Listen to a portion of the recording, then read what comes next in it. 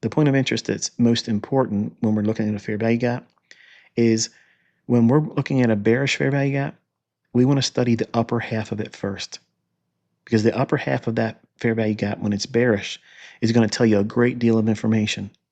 And when you're looking at bullish fair value gaps, you're going to be looking at the lowest portion or the lower half of it.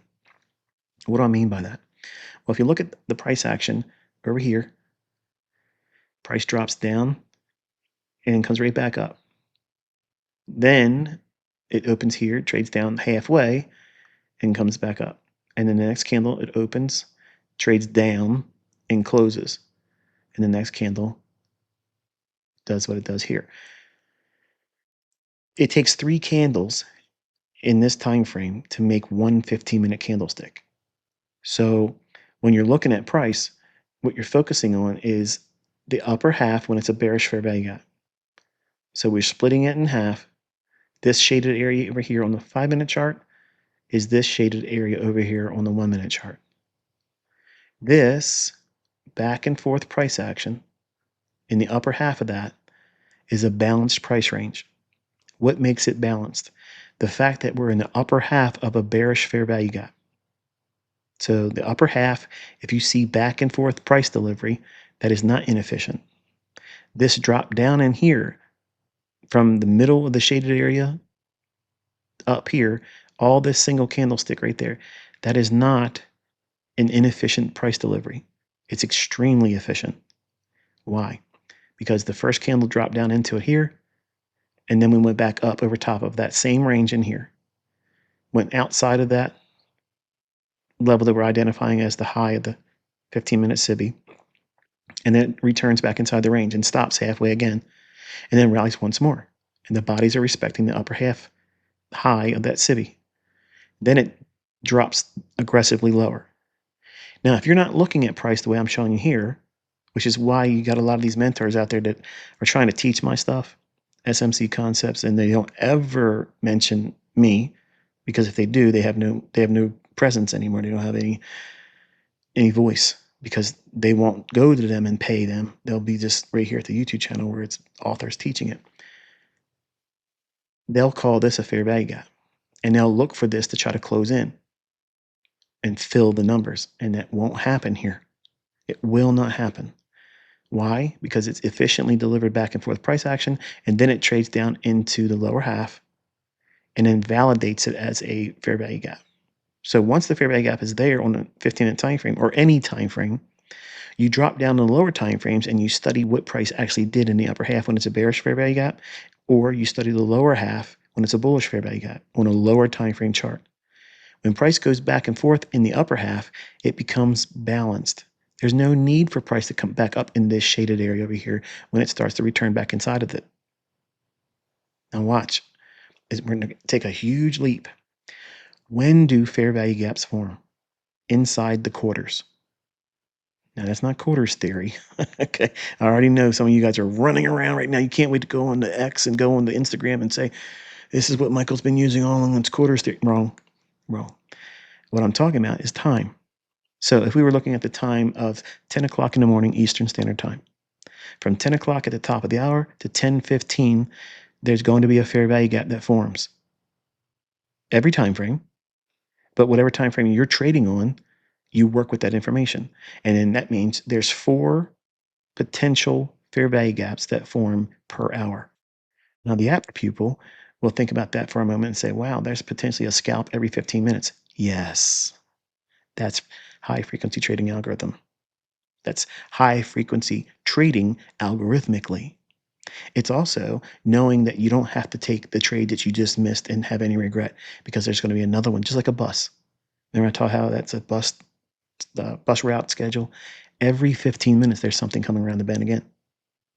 Now, for some of you that just simply want to trade on a daily chart or higher time frames, it won't be like that for you. But for the price action, scenes that I create, we're in these lower time frames because there's a plethora of opportunity, and these opportunities are extremely abundant. So every quarter, so 10 to 10:15, there's a fair value gap forming. 10:15 to 10:30, there's a fair value gap forming. Between 10:30 to 10:45, there's a fair value gap forming. And 10:45 to 11 o'clock, there's a fair value gap forming.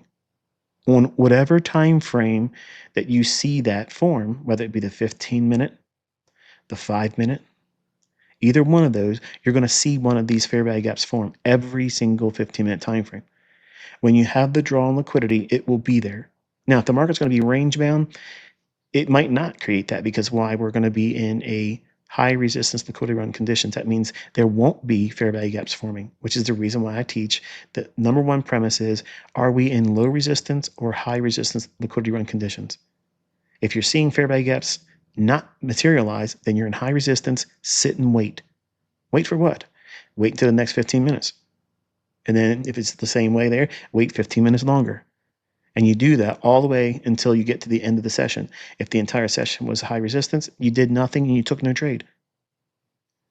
Come back the following afternoon or next trading day. Now, what can you use this information when it's a balanced price range? Well, it identifies what? The lower half as what?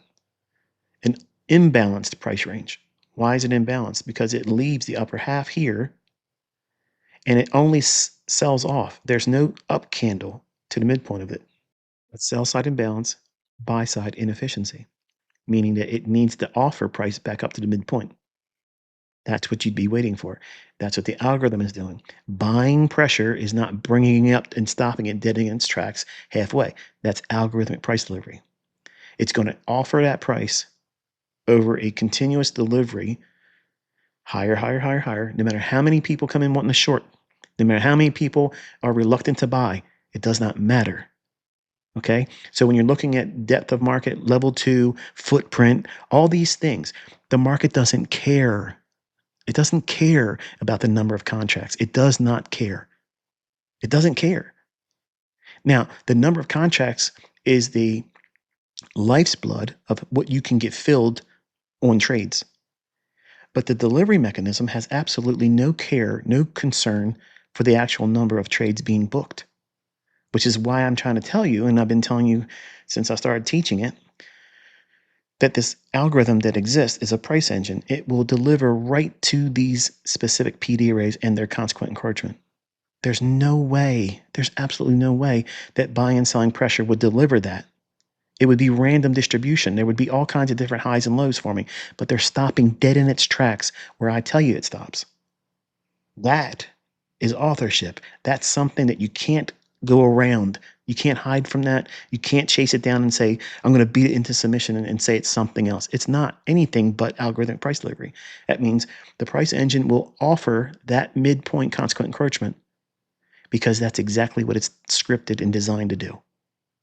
So the market trades up in there and then efficiently delivers buy side. So now there is no inefficiency for buy side delivery. So we had sell side imbalance, buy side inefficiency. The portion that's inefficient on buy side is the lower half. Why? Because we only had a single pass with this candle's halfway point right here, where the shades of the boxes change color. From that point down to the low of that shaded area, or specifically this candlestick's high, it's only offered sell side delivery. That means movement lower. So because the market is algorithmic, because it's controlled, because it's rigged, and you should be thankful that it is, because if it wasn't rigged, I would not be able to do these things. I would not be able to tell you it's going to stop here, turn around, go at this candle, stop here, go higher. And I certainly wouldn't be able to execute on it, right? But you keep seeing it. Now my students are learning how to do it too. Well, delivering price up to the halfway point here satisfies the coding in that algorithm.